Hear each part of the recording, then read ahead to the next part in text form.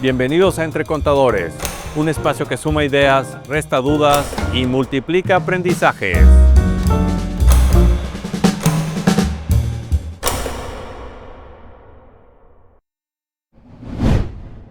El día de hoy hablaremos del IEPS, este impuesto especial sobre producción y servicio, y para hablar del tema utilizaremos de pretexto al tequila. Para esto tenemos un invitado de lujo. Él es el contador Jorge Martínez. Él es socio aquí del Instituto de Contadores y pues también ha vuelto de su hobby, de su pasión, podríamos decir, el tequila lo volvió un negocio, y el día de hoy es hablar de este tema del IEPS, cómo afecta el IEPS en el tequila y verlo desde una perspectiva 360, ¿no? Aprovechando la experiencia de Jorge, que lo vio o lo ha visto desde su experiencia profesional ejerciendo la contaduría y pues también ahora como empresario. Jorge, gracias por acompañarnos. Muchas gracias a ti, Hugo. Primero que nada, felicitarte por tu podcast, muy enriquecedor. Siempre no me los pierdo y pues darte las gracias por el espacio. Y sí, bueno, pues me presento. Yo soy Jorge Martínez Lozano, soy, como dice Hugo, soy miembro del Instituto de Contadores. Ya tengo mucho tiempo de ser contador público, de tener mi propia firma de contadores. Estamos hablando que empecé mis pininos allá en el 89, 90, 91 en Deloitte. Antes se llamaba Galás, Gómez, Morfín, Chavero, Yamazaki, el despacho, y después me independicé a finales del 91 y hasta hoy, ya casi 35 años, sigo con mi despacho, sigo ejerciendo, me sigo actualizando y pues con muchos amigos, entre otros, Hugo, aquí a la orden, Hugo. Entonces, pues aquí estamos. Sí, ¿no? Y bueno, nada más para cerrar la presentación de Jorge, o sea, Jorge además es un Ironman, ha corrido varios Ironman, que alguna vez nos topamos en una carrera hace muchos años, corriendo 3 kilómetros, sufriendo esos 3 kilómetros, y de ahí Jorge pues siguió con maratones y ya tiene varios Ironmans en su haber. Sí, es toda una disciplina. Recuerdo esa vez que corrimos juntos un 3K, que ya nos andaba ahí en Calzada del Valle, y pues bueno, seguí con la disciplina que mucho me ha dado mi carrera, y pues bueno, hasta ahorita ya contamos con varias medallas importantes, entre otras 7 Ironmans completos, y pues bueno, todo es cuestión de saber cómo manejar las cosas, pues mi trabajo, mi familia, el ejercicio, que es algo muy importante para mí, y pues ahora últimamente con mis tiendas famosas de tequila y mezcal, ¿verdad? Sí, el murciélago. Y hablando de eso, ¿cómo transicionaste de contador a hacer de tu hobby un negocio? ¿Cómo fue esa transición, que yo creo que es muy interesante para todos nuestro auditorio? Sí, mira, desde muy joven, estamos hablando a los 24 años aproximadamente, tenía mucho la pasión, honestamente, no tenía una bebida yo afín de la que me sintiera cómodo en las fiestas o con amigos o tomando, y en el tequila hay ciertos sabores que me interesaron mucho, no tanto por la tomadera y el tema de ponerse uno borracho, no.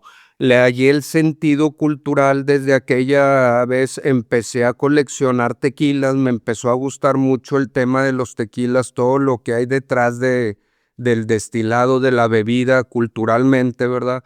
Y empecé a coleccionar etiquetas, después uno empieza a coleccionar lotes, después uno empieza a coleccionar cosas únicas, ediciones especiales.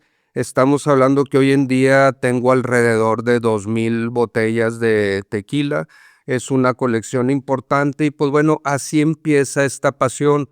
De ahí nace que me empiezo a involucrar tanto ya en el tema del tequila, y lo mismo es el mezcal, que más o menos corren la misma suerte. Me empiezo a involucrar, que me empiezo a ir a tomar cursos a Guadalajara. He tomado alrededor de 13 certificaciones de tequila y mezcal avaladas por el gobierno de Guadalajara, de maestros tequileros muy, muy importantes. Y pues bueno, hoy en día le sé bastante, ¿verdad? Y las tiendas empiezan porque en esas fechas que yo me iba a estudiar, me iba a veces hasta 2 meses y en Oaxaca tengo seminarios de hasta 7 meses por las bondades que me daba ya el despacho ya establecido, que tenía tiempo, ¿verdad? Entonces, de ahí nace, empiezo a traer, pues para mí, para mis amigos, pues tequilas de los que en aquel entonces aquí en Monterrey se le denominaban raros y me decían, oye, tráeme un tequila de esos raros que tú tomas y que aquí no hay.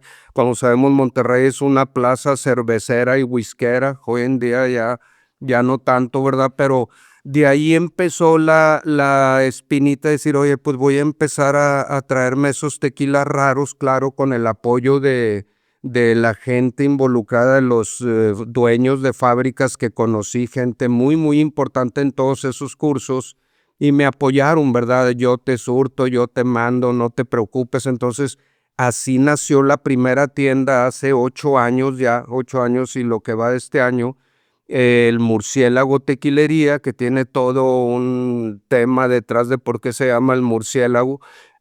Y ahí nace el tema de empezar a vender tequilas raros. Yo hoy en día ya tengo 4 tiendas, bueno, alcancé a tener 5, pero acabo de cerrar una por temas del permiso, nunca me llegó y 2 años después opté por cerrarla para hacer las cosas bien. Así nace ese de un hobby. Puse mi tienda, ya ahorita no es hobby, ya pago impuestos, rentas, sueldos, IEPS, IVA, entonces se le quitó el hobby, ¿verdad? Y ya es todo una empresa familiar, me apoya mucho ahí mi esposa, pero es una empresa que nace de una pasión, ¿verdad? Entonces combino muy bien lo que es mi carrera como contador con la empresa El Murciélago Y Tequilería. ahorita regresándome un poco, o sea, pareciera que a lo mejor de forma inconsciente empezaste a hacer estudios de mercado, ¿no? Con tus amigos que te pedían, oye, tráeme tequilas raros y más. O sea, fuiste viendo que sí había un mercado, que sí había un interés y que compartían el gusto que tenías y a la postre, pues eso se convirtió en un negocio. Claro que sí, me di cuenta de eso, de que aquí en Monterrey, repito, no había la gran gama de tequilas que yo alcancé a conocer, procesos y todo que había, por decir, en estados como Jalisco, que es el que en el que más me involucré. Entonces sí, me empecé a traer, vi que empezó a funcionar y ahorita el concepto de las tiendas es no tanto es lo que pasa de la copa para afuera, sino de la tierra a la copa. Ok. Estamos muy enfocados en la cultura y si tú vas a mis tiendas, se te enseña lo que estás tomando, de dónde viene, que no tengas una mala experiencia, cómo saborear un tequila o un mezcal. Entonces, ese es el concepto que aprendí y ese es el concepto que traje a Monterrey, que no existía y no existe hoy en día, en donde se te enseña de la mano lo práctico con la teoría y la técnica, ¿verdad? Para que la gente agarre el gusto, que conozca, que sepa distinguir entre uno y otro. Exactamente, sí, ahorita manejamos más de 500 etiquetas y la gente llega y los que no conocen nos dicen, oye, pero ¿por qué tantos todos saben igual? Y no, ya nos ponemos a explicarle, a probar y todo, y la gente realmente se asombra de todo lo que hay detrás de cómo de una planta podemos tener una bebida tan asombrosa y tan majestuosa como es. Así es. Y ahora pasando al lado fiscal del tema, ¿no? Este IEPS, ¿qué nos podrías decir en términos generales para contextualizar el IEPS? ¿Qué es el IEPS? Bueno, el IEPS es como lo hablamos, pues existe la ley del IEPS. El IEPS es un impuesto especial sobre producción y servicios. No es un impuesto de a productos de lujo ni nada de eso, no.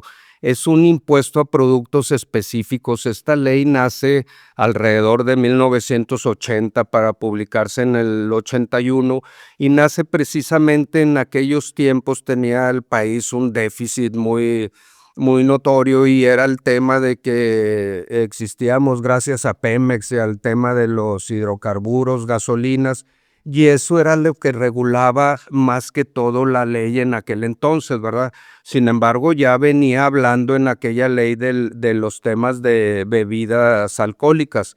La ley ha sufrido durante el tiempo una metamorfosis que de ser una ley de recaudatoria, hoy en día, y estamos hablando que los principales cambios fueron alrededor del 2014, hoy en día es una ley, entre comillas, para desincentivar el consumo de ciertos productos.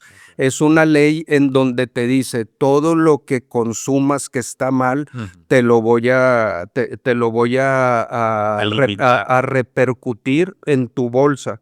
Hay que dejar claro que aquí es donde yo entro en muchos detalles, que el IEPS es un impuesto que a final de cuentas, al final, sea lo que sea, quien lo produzca, quien lo venda, quien lo comercialice, quien lo importe o exporte, que en estos casos están exentos, pero quien paga el IEPS es el que en este caso se toma el tequila. Así es. El que se sienta, abre una botella, se sirve tequila, me compra a mí en mis tiendas tequilas, o va a un bar o un restaurante y compra tequila o toma tequila, ese es el que paga el IEPS. Es un impuesto al consumo, al igual que el IVA.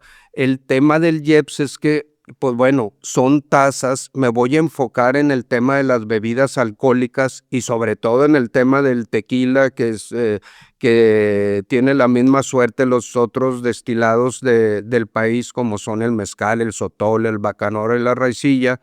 Se tasan a porcentajes muy altos. Entonces, vienen tasándose por grados de alcohol, por decir, de 0 a 20 grados de alcohol, a 14 grados de alcohol, perdón, vas a pagar un 26.5. De 14 grados al 20% vas a pagar un 30%, y de ahí para arriba un 53%.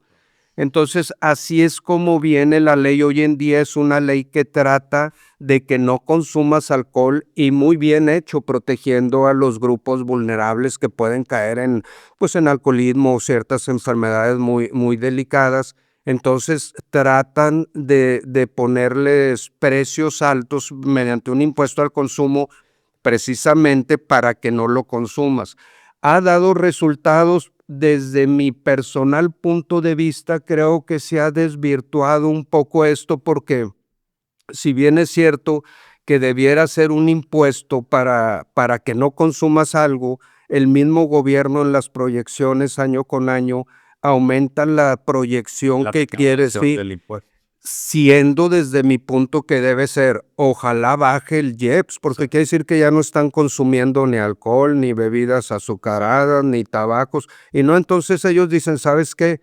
Auméntalo. Entonces da la impresión que sigue siendo una ley recaudatoria, ¿verdad? Y aquí también un punto importante, o sea, mencionabas casos del 53%, es decir, si le cuesta a quien lo toma, pues al final pareciera que luego sustituye los productos, ¿no? O sea, me voy con productos de menos grados de alcohol para que me cueste menos IEPS, pero al final la gente sigue consumiendo, es decir, por eso el tema de que la recaudación pareciera que va a seguir hacia la alza. Sí, y aún así las metas del IEPS que ha estimado el gobierno, por decir, para el 2026 trae proyectado recaudar 761,000 millones de pesos aproximadamente, que fue muy similar al 2025, que fueron 737,000. Nunca ha llegado a esa proyección, se queda muy abajo, y también hay mucha evasión del impuesto, ¿verdad?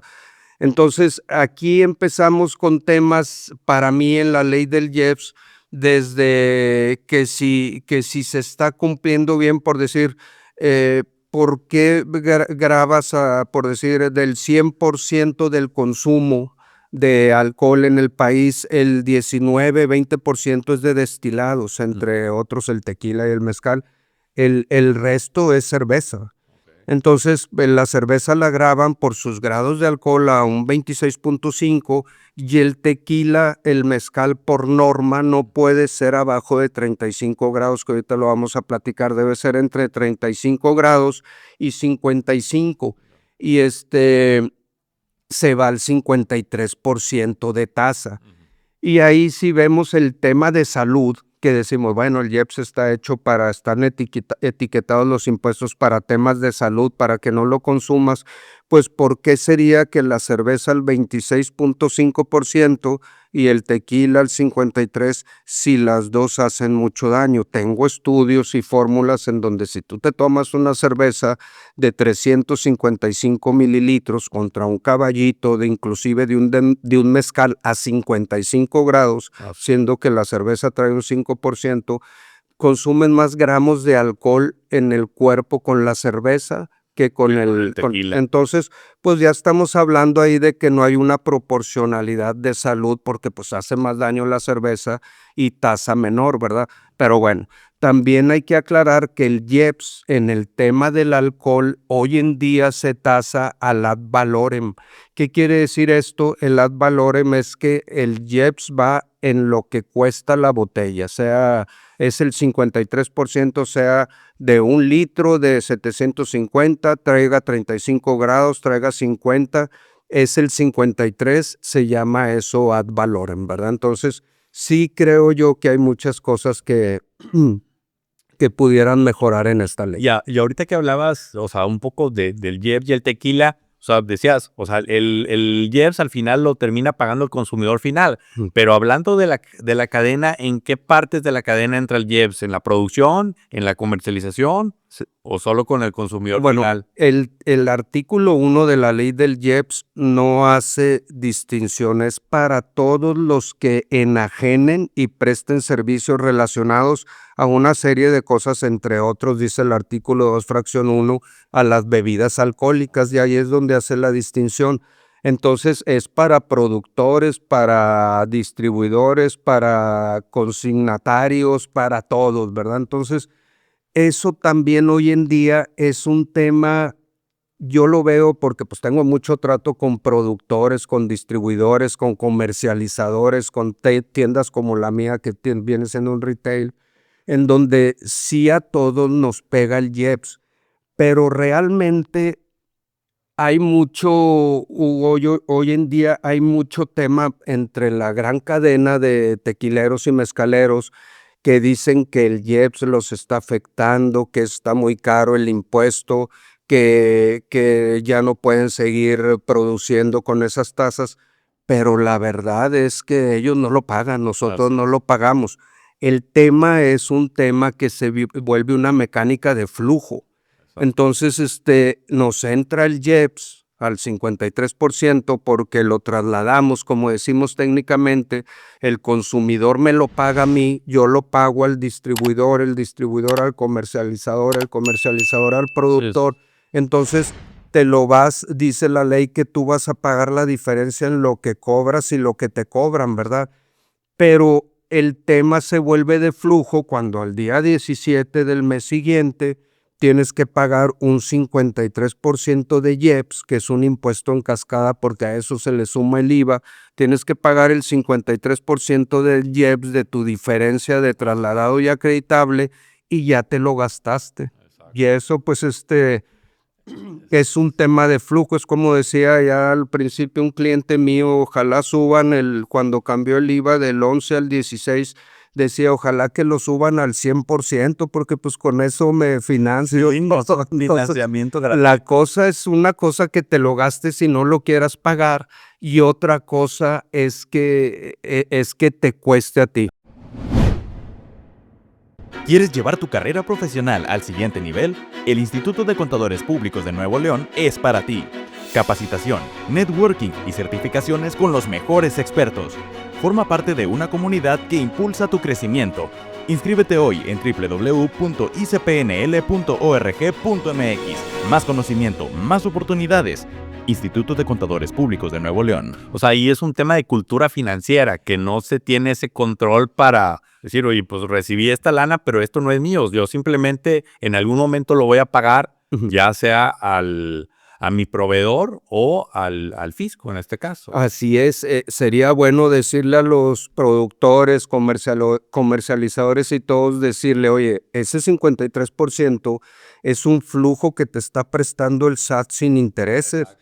Pues velo de esa manera, pero pues no te lo gastes, págalo. Y también está muy de moda decir, y eso también afecta mucho el IEPS, sí afecta no tanto en la mecánica, sino en la cultura de decir como productor, sabes que ahora voy a exportar todo, y sucede hoy en día en la industria tequilera que los mejores tequilas o muchos tequilas no se venden en México, se están yendo para exportación porque el productor dice, no lleva IEPS. Pues sí, pero lo que no sabe el productor o el comercializador es que no lleva IEPS, pero tampoco te lo están pagando. Así es. El IEPS tú lo cobras, entonces que lo tengas que pagar es otra cosa. Y lo que no saben también es que aquel tequila que dan en 1,000 pesos en México con IEPS, lo dan en 1,000 pesos a exportación sin IEPS que no le pagaron, ese 53% se les va a convertir en utilidad porque dan el mismo precio y se les van a tener que pagar un 30 de utilidades más un 10 de reparto de utilidades. Es lo mismo y dejan de tener presencia en el país, nacional. que pues es el que nos vio nacer y es el que les dio denominación de origen, que ahorita vamos a hablar con eso. O sea, digo, y nada más para cerrar esta parte, o sea, prácticamente aquí viendo el tequila es un juego financiero, o sea, para saber cómo mueves las piezas, como dices, si exportas, o sea, ¿qué estás dejando de ganar? La presencia, vas a tener más ISR y demás. Así es, yo creo que si ahorita el SAT dijera, voy a quitar el IEPS a los tequilas y todo, financieramente las empresas van a decir, oye, ya no me cayó tanto flujo, ya no debo, pero pues no cobré el IEPS. Yo creo que dentro de la cadena del tequila, desde un productor hasta una tienda, un restaurante, un bar, el que más, y ahorita voy a explicar por qué, el que más se perjudica es el intermediario, porque el intermediario compra al productor el producto y ya tiene que pagar el IEPS. Digo, a lo mejor le dan cierta línea de crédito, pero llega el plazo, hay que pagar el IEPS de 100 cajas de tequila y tú todavía no lo vendes. Así es. Ahí sí estás adelantándole el IEPS al productor. ¿Y quién creo que es el más beneficiado o no beneficiado, sino el que menos tema debe de tener?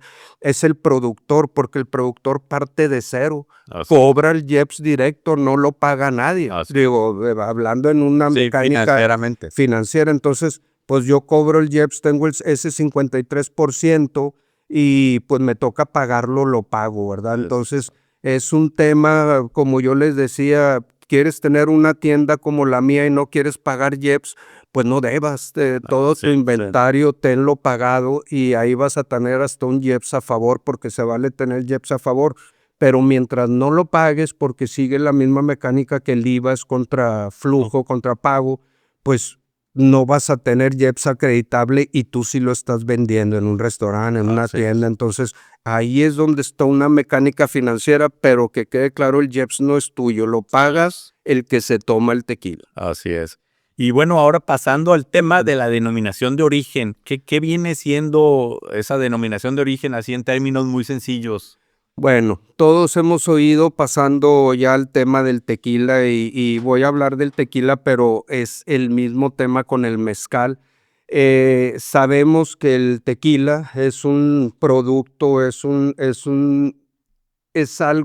el alma del país, es algo que nos representa. Es característico. El país, el gobierno se siente orgulloso de que seamos nosotros los productores de tequila número 1 y de mezcal.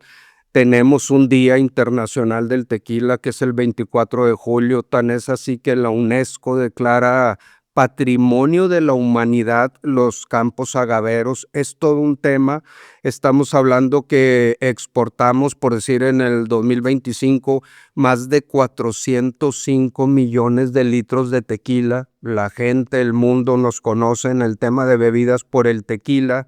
Entonces, ¿qué es la denominación de origen? La denominación de origen nace en 1974, cuando un grupo de empresarios, sobre todo de los Altos de Jalisco, de los Altos y de los Valles, preocupados porque están haciendo tequila y pues la fórmula puede que se las ganen o se haga en cualquier otra parte, junto con el Estado, con el gobierno del Estado, promueven lo que se llama la denominación de origen. La denominación de origen se da por la naturaleza del producto, por los saberes. Los saberes es cómo se hace, cómo sé que se hace un producto, y por las características del clima, entre otras, ¿verdad? Entonces, tenían la región única. En aquel entonces del 74 se le suma para pedir denominación de origen Tamaulipas y Nayarit, porque también se dan cuenta que los agaves que tienen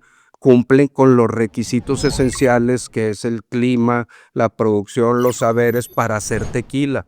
Entonces, preocupados por eso, van a la Secretaría de Comercio y Fomento Industrial, que hoy en día ya no existe. A partir del 2013 nace el INPI. Entonces ya aquella secretaría era donde se hacían aquellos trámites, otorga la denominación de origen a ese grupo selecto. De hecho, interviene el gobierno federal. ¿Qué quiere decir? Que les dicen, ¿sabes qué? En esos 3 estados, nada más ustedes en México pueden hacer un producto por sus características que ya mencioné, se llame tequila. Okay. La denominación de origen del mezcal entra 10 años después, en el 94, así es que me voy a enfocar en el tequila.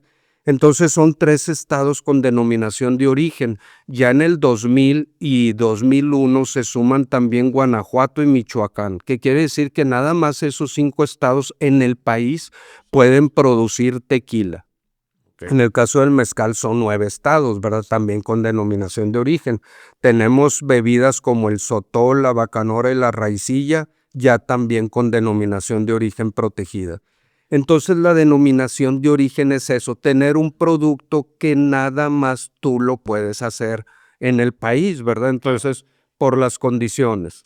Ahora, pues me lo piden mexicanos, me lo da un ente mexicano para vender a mexicanos, pues ¿de qué me sirve, verdad? Entonces ahí es donde entra la denominación de origen mundial, como podemos conocer muchas, como el coñac, como el Scotch whisky, como el brandy. Todas esas bebidas mundialmente tienen denominación de origen, y no es con México, que mediante el tratado de la OMC, que somos miembros, que son 160 países, y en cuestiones de materia de marcas y registros, se firma un convenio para que nada más en México se tenga denominación de origen del tequila, ¿verdad? Okay. Y luego también tenemos el tratado con la Unión Europea, en donde también se acuerda y se firma que nada más en México se puede producir tequila, y el más importante para nosotros por la cercanía y porque son nuestros vecinos, el TEMEC, ¿verdad? Que desde el 2003 sí ha estado firmando que nada más en México podemos tener denominación de origen del tequila. Y se ha venido certificando, se ha venido renovando, y aparte en el 94, perdón, nace el Consejo Regulador del Tequila. Es un ente certificador que es el que el gobierno le dice: tú te vas a encargar de cuidar y verificar la denominación de origen, porque cuando se publica en el 74 la denominación de origen, con la norma 006, vienen todos los pasos para hacer un tequila, así concepto por concepto, las clases, categorías. Pues no me quiero meter mucho, está muy interesante cómo se hace un tequila y todos los procesos, pero todo está regulado. Entonces el Consejo Regulador del Tequila, con países que no tenemos convenio, como China, Japón, Colombia, Corea, Perú, hace la marca registrada mundialmente tequila, para que tenga los mismos efectos de una denominación de origen, y en algún conflicto podamos tener una legalidad, ¿sí? Okay. Entonces, así es como nace la denominación de origen del tequila. Ya, no, pues muy interesante de cómo, pues al principio se reconoció que es un producto, pues característico de ciertos estados, por lo que acabas de comentar, y pues a nivel internacional se hicieron las gestiones para que permanezca esa característica del país. Y relacionando esto en temas fiscales, ¿tú crees que beneficia o tiene alguna bondad de este tema de la certificación de origen, o relacionándolo con temas fiscales? No, aquí es donde entra una paradoja fiscal cultural, que es lo que realmente he estado yo trabajando en hacer artículos y opiniones, porque por un lado, como vimos, tener o tomar un tequila que viene de una planta que está certificada, que tenemos denominación de origen, una planta de la cual pasa muchos procesos, pues le quiero decir ancestrales para podérnoslo tomar y que nos representa en todo el mundo prácticamente se toma tequila y todo es hecho en México.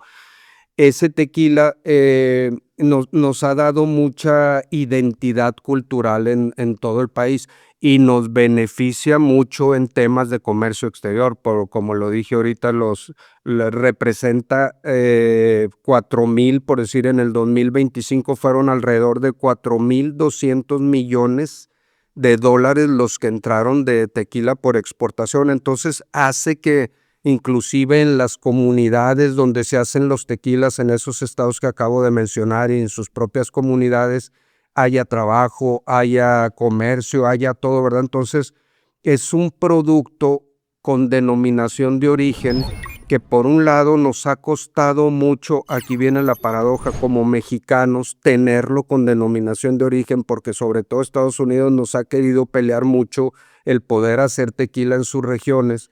Por un lado peleamos, nuestra gente allá de aquellos países son expertos en hacer tequila, nada más nosotros sabemos, pero también por otro lado el mismo gobierno, que es el que nos impulsa, el que nos ayudó con la denominación de origen, nos pone en una ley donde dice no lo consumas. Entonces esa es la paradoja, y no solo no lo consumas porque te hace daño. Te voy a grabar a la tasa más grande, que es la del 53%. Entonces, es una paradoja fiscal. Por un lado, el gobierno me dice que el tequila es lo mejor y me representa, pero en México me dice no lo consumas porque lo castiga. Entonces, yo creo que pudiera haber un ente medio entre cuidar la salud pública, porque pues para eso es, no por tener denominación de origen el tequila o el mezcal no va a hacer daño, y más que son graduaciones muy altas, pero fiscalmente pienso que sí debiera haber un mecanismo diferente para reconocer esa denominación de origen. Ese es el punto clave. Y a lo mejor ya para concluir y cerrar un poco el programa, ¿cuál es tu visión, tus recomendaciones, tu sugerencia en base al tema fiscal, al tema empresarial, a toda tu expertise en este tema del tequila? ¿Cómo lo podría resumir en recomendaciones que se puedan llevar a la práctica? Ha habido recomendaciones muy interesantes. De hecho, se ha metido hace 3 años ahí en el Congreso una senadora del PAN, metió que por parte de Durango, que se metiera, que se grabara el mezcal, que es el mismo tema del tequila, no por ad valorem, sino por ad quantum, o sea, que fuera en base a los grados de alcohol. Okay. Ya es un antecedente que haya algo en el Congreso que ella dice, oye, espera, no me grabes vía JEPS por lo que vale mi botella, sino por los grados de alcohol. Al cabo, al fin, lo que te interesa, gobierno, es que no consuman tanto alcohol. Bueno, pues cóbrame en base a los grados de alcohol. Para mí es una buena propuesta, pero no creo que sea para mí, ¿verdad? Sí. Que sea lo adecuado, porque la norma del tequila indica, y del mezcal, que lo mínimo del tequila sean 35 grados y lo máximo 55. Entonces, si lo metemos ad quantum, como quiera nos va a grabar hasta el 35, sí, como mínimo, no hay mucha diferencia. Exacto. Más que el promedio de los tequilas hoy en día salen a 40 grados y hay una tendencia de hacer tequilas high proof, que son cantidad más de grados, que tienen más calidad, porque hay que acordarnos que entre más grados de alcohol, menos agua. Entonces, eso creo que haría que los productores empezaran a hacer puros tequilas de 35 grados, para evitarse el JEPS, que como ya les dije, no lo pagan ellos, pero bueno, es todo un tema financiero. Yo creo que mi recomendación después de tanto estudio, pues no se trata de exentar ni una reforma ni nada, por decir. En Argentina sí tienen exenciones para el vino con denominación de origen, En Irlanda para el whisky también tienen incentivos. Yo creo que al menos nos deberían poner en la tasa mínima, que es el 26.5, porque nos pusieron en la máxima de una bebida con denominación de origen que paga lo mismo que una bebida que no tiene denominación de origen y que no tiene un certificado de calidad, que puede hacer mucho más daño. Entonces yo creo que pudiéramos plantear una reforma que se nos baje al 26.5 porque, insisto, la cerveza hace, en cuestión de alcohol, gramos ingeridos por el cuerpo, hace más que un tequila. Así es. Entonces creo que esa sería mi recomendación. En algún momento se han dado a analizar bien el ad quantum y bajarlo a la tasa mínima, los Así es. destilados. No, pues muy interesante, porque pues aquí ya estamos hablando de una solución que busca ser integral, y que yo creo que aquí el tema principal es el tema de la cultura financiera para todos los involucrados en la industria, porque a lo mejor logrando entender y manejar el tema financiero, pues ya sería más prolífica, o habría menos resistencia a todo lo que estamos experimentando hoy en día. Así es, y pues como digo siempre, el que manda, el que va a comprar o no pagar el IEPS, pues es el consumidor final, es el que paga el producto. Perfecto, Jorge. Y una última pregunta que hacemos a todos nuestros invitados. De acuerdo a tu experiencia, lo que te ha tocado, la industria en donde estás y demás, ¿cuáles son las características o las cualidades que debe tener un contador hoy en día para poder salir adelante hoy en día? Bueno, para mí, que tengo ya 35 años en este tema, es definitivamente las cualidades que debe tener un contador es estar abierto y subirse al barco de la tecnología, entender que ya no es lo mismo que estudiamos hace 35 años a cómo va ahorita el tema, hacer bien las cosas y asesorar el buen camino. Ahora, yo siempre digo, vamos a hacer bien las cosas, a subirnos al barco de la actualización y hablar con las nuevas generaciones que están saliendo hoy en día de las escuelas, darles la oportunidad también. Sí. Perfecto, pues muchas gracias, y recordándoles que a todos aquellos que quieran conocer un poco más del tequila, pueden seguir a Jorge en Tequiregio. El Tequiregio. Ahí en Instagram lo encuentran sin problema. Pues muchas gracias y hasta la próxima.